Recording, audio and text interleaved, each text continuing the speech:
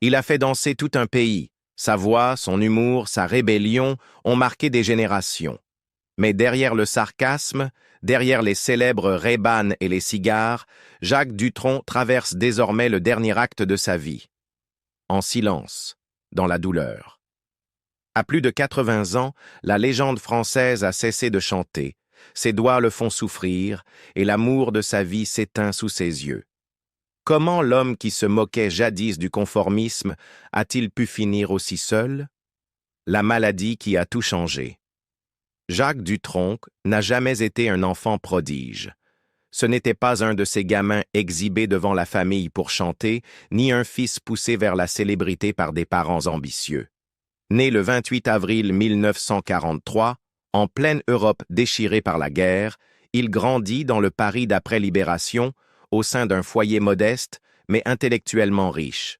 Son père, Pierre Dutronc, était ingénieur au charbonnage de France, un poste prestigieux à l'époque. Mais sa véritable passion était la musique. Pianiste autodidacte, épris de composition classique, Pierre remplissait leur appartement parisien du 67, rue de Provence, de mélodies. Madeleine, la mère de Jacques, partageait cette sensibilité artistique, et leur maison résonnait de créativité, de curiosité et de conversation. Jacques fut inscrit très tôt à des cours de musique, d'abord le piano, puis le violon. Il fréquenta des établissements réputés de Paris, comme l'école Rocroi-Saint-Léon, puis le célèbre lycée Condorcet, où avaient étudié plusieurs générations d'intellectuels français. Mais rien n'y faisait. Jacques ne rêvait ni de scène, ni de studio. Il s'intéressait davantage au dessin, au cinéma et aux errances avec ses amis dans les rues d'une ville en reconstruction, marquée par l'occupation et la guerre. Observateur silencieux, intelligent, mais peu intéressé par les cadres scolaires ou artistiques. Puis, sans prévenir, son corps le trahit. À 16 ans, Dutronc contracta la maladie de Bouillot, autrement dit, un rhumatisme articulaire aigu avec complications sévères. Probablement déclenchée par une infection streptococcique mal soignée, la maladie attaqua ses articulations, provoquant des inflammations si douloureuses qu'il ne pouvait presque plus bouger. Dans les années 1950, les traitements étaient limités. Pour Jacques, cela signifiait une chose, l'immobilisation totale. Il fut retiré de l'école. Il ne pouvait plus sortir. Il passa près d'1 an entier confiné dans l'appartement familial, dans une chambre qui ressemblait plus à une cellule qu'à un refuge. La douleur physique était intense, mais l'impact psychologique fut peut-être encore plus profond. Sa liberté d'adolescent, déjà fragile, s'envola. Alors que ses camarades découvraient les filles, les scooters et le rock'n'roll, lui restait alité, écoutant le monde défiler à travers le grésillement d'un poste de radio. Mais c'est justement par ce même poste de radio que le destin frappa. Un après-midi, lassé, désespéré de ressentir à nouveau quelque chose, Jacques attrapa une vieille guitare abandonnée par son frère aîné. Elle était poussiéreuse, désaccordée, et il ne connaissait aucun accord. Mais lentement, avec des doigts douloureux et une détermination farouche, il apprit. Il imitait les riffs qu'il entendait à la radio, des morceaux d'Elvis, de Chuck Berry et des premiers rockers français. Il n'avait ni partition ni professeur. Il n'en avait pas besoin. Quelque chose s'était réveillé en lui. Les journées devinrent moins insupportables. La musique devint une forme de rébellion contre l'immobilité. Elle lui offrait du rythme quand ses articulations refusaient de bouger. Elle lui offrait de l'imaginaire quand le monde extérieur restait inaccessible. Ce qui avait commencé comme un mécanisme de survie devint une vocation. Lorsqu'il fut capable de marcher à nouveau, Dutronc n'était pas simplement guéri, il était transformé. Sa main droite avait trouvé son groove. Sa main gauche connaissait ses accords. Il forma un groupe avec des garçons du quartier, les Tritons, et ils commencèrent à jouer dans des cafés et petites salles, de jeunes ados essayant de ressembler aux disques qu'ils vénéraient. Ironiquement, cette maladie tragique ne détruisit pas sa vie, elle la réorienta. Sans cette longue immobilisation, il aurait peut-être continué à errer, à griffonner des dessins ou à bricoler avec un appareil photo. Au lieu de cela, c'est cette année de douleur silencieuse, cette solitude forcée qui l'obligea à écouter, à ressentir, et finalement, à chanter. Cette douleur, ce silence étrange de la jeunesse, deviendra la trame émotionnelle de toute son œuvre musicale. Elle est présente dans la mélancolie de Le Petit Jardin, dans la tonalité contemplative de Il est 5 heures, Paris s'éveille, et dans l'humour désabusé de J'aime les filles. Jacques Dutronc n'a pas seulement survécu à la maladie de Bouillot, il l'a transcendée, transformant une année d'immobilité en un rythme de vie qui allait faire écho à travers les générations. La célébrité, l'humour et la rébellion. La scène musicale française du début des années 1960 était au bord d'une révolution culturelle, et Jacques Dutronc allait en devenir l'une des figures les plus singulières et inoubliables. Après avoir surmonté la maladie qui changea sa trajectoire, Dutronc plongea tête la première dans l'effervescence de la jeunesse parisienne. Dès 1958, il était un habitué du Golf Drouot, une boîte de nuit enfumée et électrique du 9e arrondissement, surnommée le Temple du rock français. C'est là qu'il croisa d'autres marginaux qui deviendraient bientôt des icônes, Johnny Hallyday, Eddie Mitchell, Long Chris. Ces rencontres allaient bien au-delà de simples contacts avec la célébrité. Elles furent des collisions fondatrices. Inspiré par l'énergie du rock'n'roll et l'aura rebelle de ces jeunes stars, Dutronc commença à prendre la musique au sérieux. En 1961, à peine âgé de 18 ans, Jacques devient guitariste et chanteur d'El Toro et les Cyclones, un groupe de rock signé par le label Vogue. Leurs premiers 45 tours ne firent pas grand bruit, mais ils donnèrent à Dutronc un premier aperçu du monde de l'enregistrement, des scènes et de l'industrie musicale. Il commença aussi à explorer l'écriture de chansons, composant notamment un des premiers succès de Françoise Hardy. Le temps de l'amour. Bien que l'interprétation de Hardy devienne légendaire, peu savaient à l'époque que Dutronc en était en partie l'artisan. Le groupe finit par se dissoudre à cause des obligations militaires. Dutronc fut envoyé en Allemagne, mais il revint à Paris au milieu des années 60 avec un regard plus aiguisé et une meilleure compréhension du métier. Dans l'ombre, il devint un personnage clé chez Vogue, travaillant comme co-directeur pour Alpha Éditions et contribuant au lancement de plusieurs carrières artistiques. Pourtant, lui-même n'était pas encore pleinement sous les projecteurs. Cela changea en 1966. Vogue, cherchant une réponse à la popularité croissante d'Antoine, chouchou du mouvement Yéyé, fit appel à l'écrivain Jacques Lanzmann et au compositeur Jacques Dutronc pour créer une alternative satirique. Le résultat fut « Et moi, et moi, et moi », une chanson mordante et ironique qui se moquait de l'humanisme de façade et de l'activisme performatif de la bourgeoisie française. Avec des lignes comme « 700 millions de Chinois, et moi, et moi, et moi », Dutronc brossait le portrait d'un homme accablé par les problèmes du monde, mais ne pensant qu'à lui-même. La chanson fut un succès immédiat, se vendant à plus de 100 000 exemplaires et propulsant Dutronc à la célébrité nationale. Il enchaîna avec une série de morceaux encore plus absurdes, percutants et ironiques. Les Cactus, une pique métaphorique contre la société moderne et ses épines, les Playboys, satire de la masculinité creuse, et J'aime les filles, une ode moqueuse aux femmes, qui parvint pourtant à rester entre charme espiègle et controverse. En 1968, Il est 5 heures, Paris s'éveille devint sa ballade la plus emblématique. Une pièce à la fois belle et troublante, capturant le cœur battant d'un Paris à l'aube, enveloppé de poésie et d'une profonde mélancolie.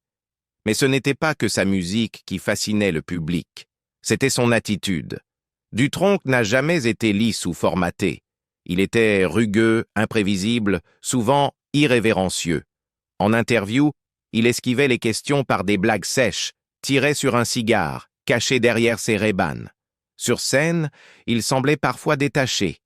presque moqueur face à l'idée même de performance. C'était tout un personnage. Il se décrivait lui-même comme « rebelle », même contre la rébellion. L'exemple le plus célèbre de cette irrévérence eut lieu lors d'une émission télévisée en direct à la fin des années 1960.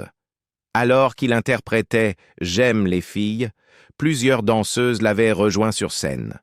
À la fin de la chanson, Dutronc, visiblement peu impressionné par la chorégraphie, fit un geste spontané, simulant un coup de pied pour faire sortir une danseuse.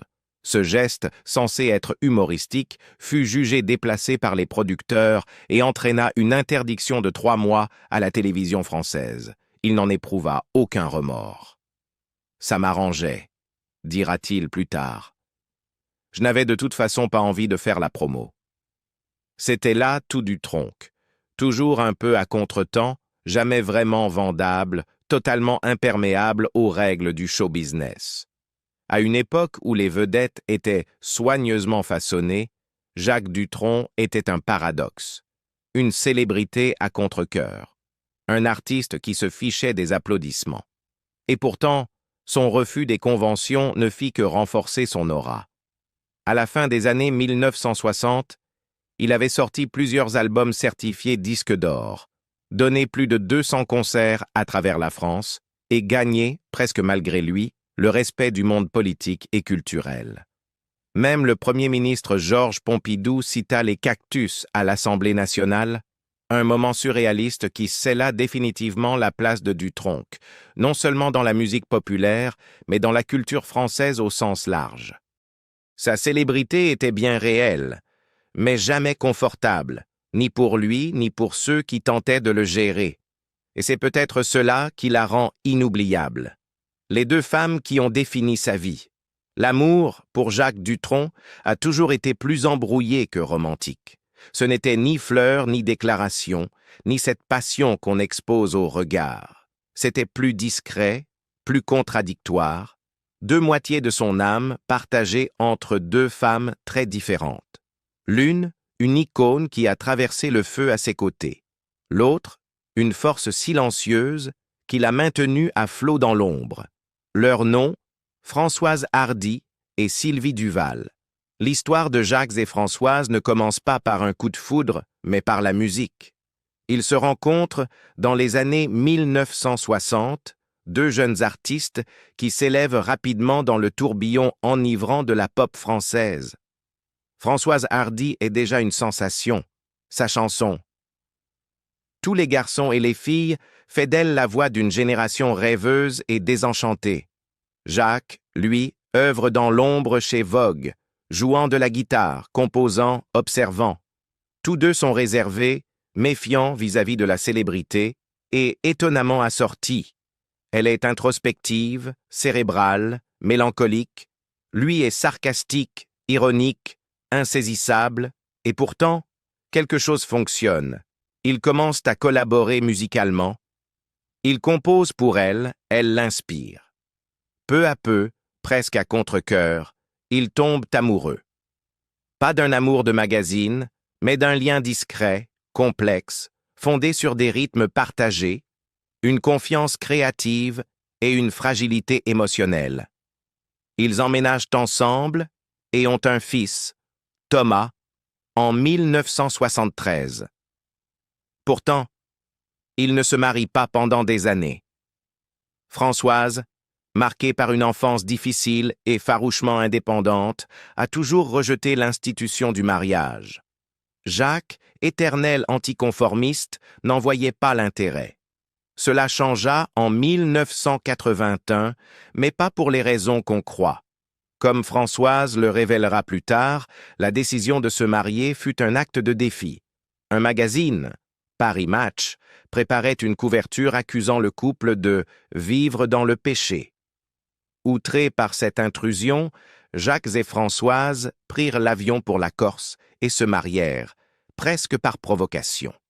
Ils étaient furieux, se souvient Dutronc avec un sourire des décennies plus tard. J'étais rebelle à tout, même à la rébellion.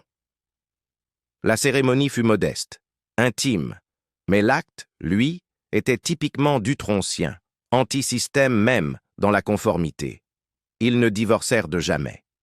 Même après leur séparation en 1990, Françoise retournant à Paris, Jacques restant dans leur maison de Monticello, en Corse, leur lien perdura. Légalement, émotionnellement, artistiquement. Lorsqu'on lui demandait pourquoi ils n'avaient jamais officialisé leur rupture, Françoise haussait les épaules. « Ça ne me dérange pas d'être encore mariée avec lui. » En 2023, lors d'une interview alors qu'elle luttait contre une maladie grave, Hardy disait avec une douceur limpide « Jacques est l'homme de ma vie. » Cette phrase avait du poids. À ce moment-là, la santé de Françoise s'était fortement détériorée à cause d'un long combat contre le cancer. Elle ne pouvait presque plus manger. Parler lui était douloureux. Son corps était fragile, mais son esprit restait lucide et son lien avec Jacques inébranlable. Et pourtant, la vie a continué. À la fin des années 1990, sur le tournage de Place Vendôme, Jacques fit une nouvelle rencontre. Sylvie Duval, maquilleuse de cinéma. Elle était calme, posée, absente des radars médiatiques. Et très vite, elle devint indispensable. Sylvie n'était pas du genre à accorder des interviews ou à poser devant les caméras.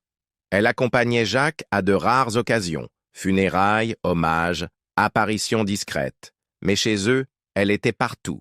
Jacques l'a dit simplement, « Elle sait tout faire, cuisiner, réparer. Sans elle, je ne sais pas comment je ferais. » Avec l'âge, elle est devenue sa soignante sans le titre.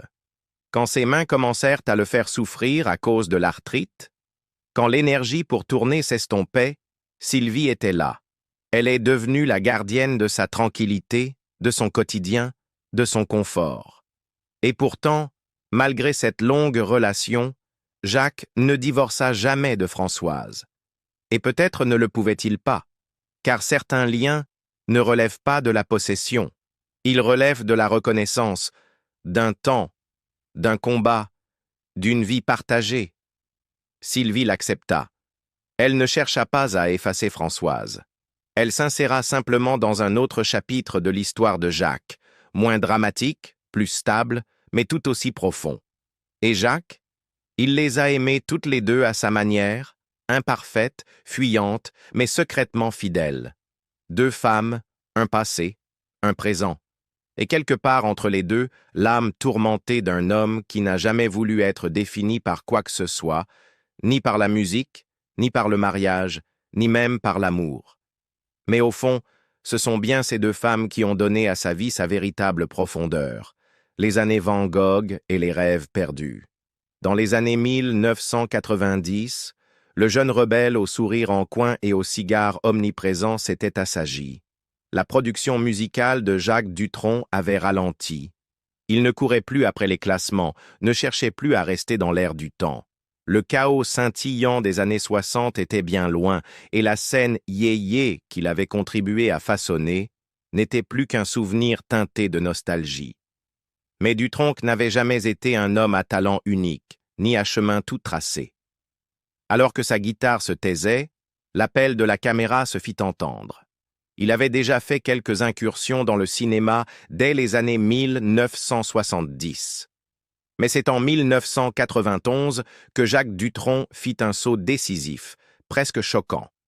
Cette année-là, il endossa le rôle de Vincent Van Gogh dans Van Gogh, le dernier chef-d'œuvre du réalisateur Maurice Pialat. Le choix surpris, Dutronc, le farceur, le chanteur aux paupières mi-closes et à l'humour pince sans rire, interprétant l'un des génies les plus tourmentés de l'histoire de l'art. Puis vint le film. Et ce n'était pas seulement réussi, c'était bouleversant. Le Van Gogh de Pialat n'était pas un biopic classique. Il évitait les clichés, l'oreille, les tournesols, pour se concentrer sur les derniers mois du peintre, explorant le quotidien, l'érosion mentale d'un artiste incompris et malmené. Le jeu de Dutronc n'était pas théâtral, pas même émotionnel au sens habituel, mais il avait une profondeur troublante, silencieuse, inquiétante. Les critiques disaient qu'il ne jouait pas Van Gogh, il l'habitait. Un journaliste écrivit « Dutronc ne joue pas, il disparaît dans le personnage ». Pour ce rôle, Jacques Dutronc reçut le César du meilleur acteur, la plus haute distinction du cinéma français. Une reconnaissance de son talent, de son instinct et de son refus de se conformer. Il était passé de rockstar à acteur de composition sans jamais trahir son essence, toujours distant, toujours énigmatique, mais désormais magnétique. Et pourtant, derrière les éloges, quelque chose le rongeait.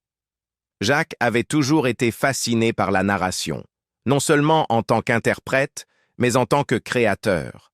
Tout au long des années 1980, alors qu'il tenait des seconds rôles et composait à l'occasion, il commença à écrire. Un film à lui, une histoire qu'il voulait raconter à sa manière. Le projet s'intitulait Pinzuti, un mot corse signifiant l'étranger. Le film devait parler d'identité, d'isolement, de cette tension étrange entre appartenance et exil. Des thèmes taillés sur mesure pour un homme comme Dutronc, installé en Corse depuis longtemps, en retrait volontaire de la célébrité. Il écrivit le scénario, il chercha des lieux de tournage, il imagina les scènes dans sa tête, mais le film ne vit jamais le jour. Le financement échoua, l'intérêt s'évapora. Jacques, qui n'avait jamais été un battant ni un marchand, refusa de mendier auprès des producteurs. Il laissa le projet s'effacer.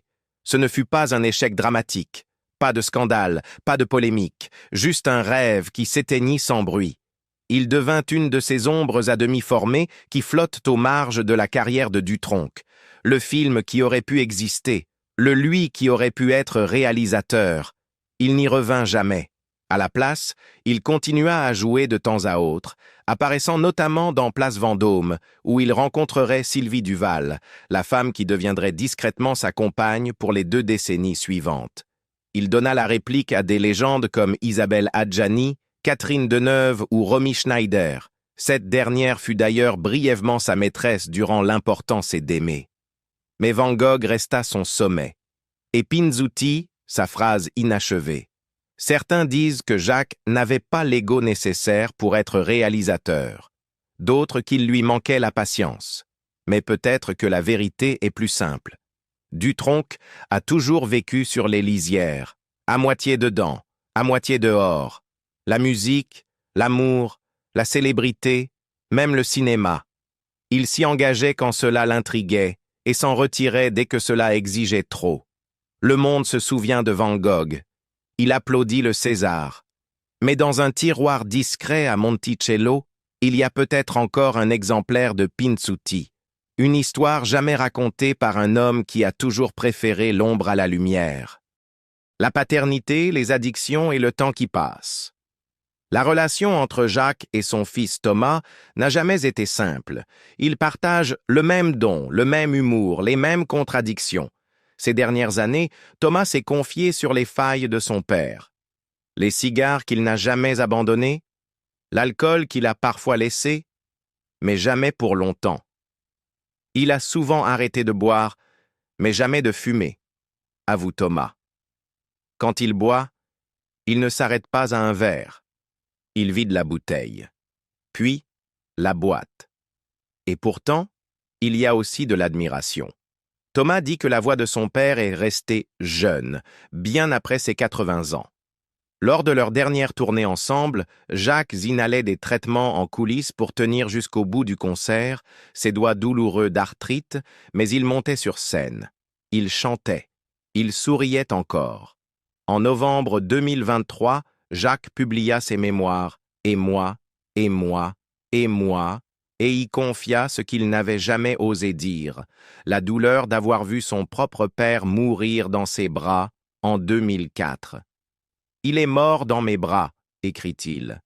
Quand on a transporté son cercueil par la mer, j'ai pris une photo du bateau, mais quand j'ai regardé plus tard, le bateau avait disparu, invisible. Il s'était évaporé. Un adieu final, comme un tour de magie, tragique, doux, indiciblement triste. Le silence d'aujourd'hui.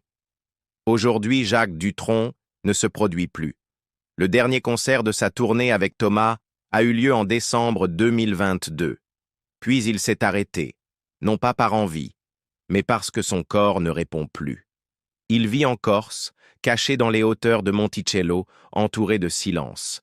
Ses mains ne lui permettent plus de jouer de la guitare comme avant. Sa voix, si mordante, si ironique, se fait rare. Ses proches disent qu'il garde le moral. Mais la scène est derrière lui. Les applaudissements se sont tus. Et la femme qui porte encore son nom, Françoise Hardy, s'éteint lentement à Paris, son corps ravagé par les traitements, ses nuits plus douloureuses que ses jours. Dans des interviews récentes, elle a confié ne pas craindre la mort pour elle-même, mais pour le chagrin qu'elle laissera à Jacques et Thomas. Thomas, qui regarde ses deux parents décliner. Jacques, qui s'est rebellé contre tout sauf contre le temps. Il y a un étrange silence dans le monde de Jacques Dutronc aujourd'hui. Son histoire n'est pas tragique parce qu'elle se termine, elle l'est parce qu'elle a toujours été écrite avec des ombres en marge. Et désormais, ces ombres